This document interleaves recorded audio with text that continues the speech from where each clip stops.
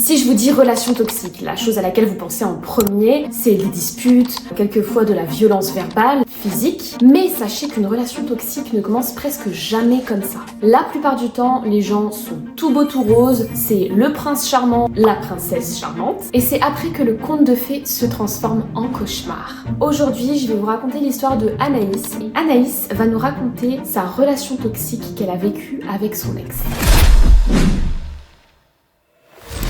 Le garçon de l'histoire, on va donc l'appeler Léo, et Anaïs a en fait rencontré Léo il y a à peu près 2 ans, quand elle avait 13 ans. Ils sont sortis ensemble, et au début, elle dessine le portrait de Léo comme quelqu'un de très gentil, de doux, le prince charmant. Puis peu à peu, les choses ont un peu dégringolé, et c'est là qu'en fait Anaïs va commencer son histoire. Léo devenait très contrôlant avec elle, au point où en fait il contrôlait ce qu'elle portait.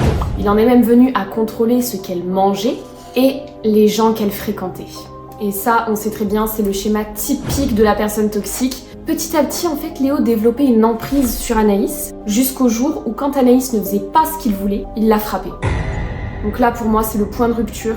Et en fait, Anaïs précise dans son témoignage qu'elle l'aimait et que, en fait, elle s'accrochait au moment où il était gentil avec elle.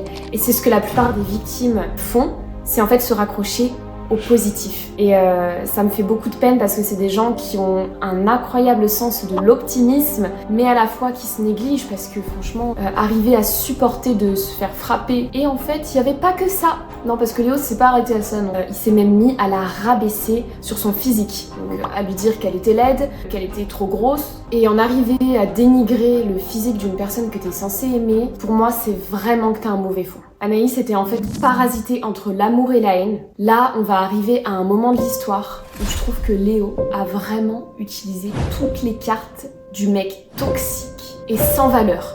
Ce jour-là, Anaïs se rendait chez Léo. Elle nous raconte qu'elle ne veut pas rentrer dans les détails, mais qu'il s'est passé ce qui s'est passé chez lui. Elle a eu des rapports non consentis avec Léo.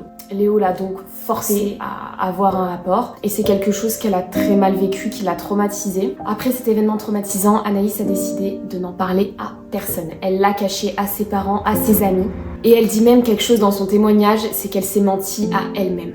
C'est une période qui a beaucoup changé Anaïs. Elle avait peur de tout le monde, elle se sentait sale, seule, humiliée. Et à partir de ce jour-là, par contre, ça a été le point de rupture. Elle a décidé de ne plus jamais adresser la parole à ce garçon.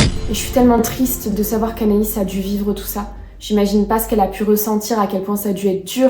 Il a dû se passer ça pour qu'elle décide de plus jamais le revoir. Ça prouve que ça doit être vraiment une personne avec un grand cœur, avec beaucoup d'empathie. Depuis cet événement, Anaïs raconte qu'elle ne dort plus la nuit, qu'elle ne mange presque plus et qu'elle est devenue anorexique. Elle est donc tombée dans les TCA.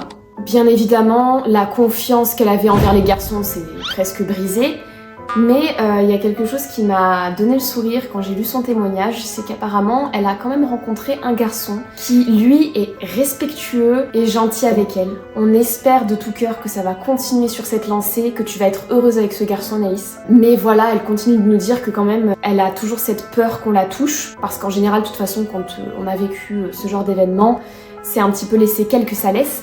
Et finalement, Anaïs en arrive à un stade où là, elle essaye de s'en sortir et elle espère un jour pouvoir vivre avec tout ça. Anaïs, je te remercie du fond du cœur pour ton témoignage. Franchement, il m'a énormément touchée. Je suis contente de savoir maintenant que t'es avec quelqu'un de bien, que t'es entourée, que tu arrives à en parler. T'as tout mon soutien, je suppose que la communauté pense pareil que moi. Je vous fais plein de bisous et je vous dis à très bientôt.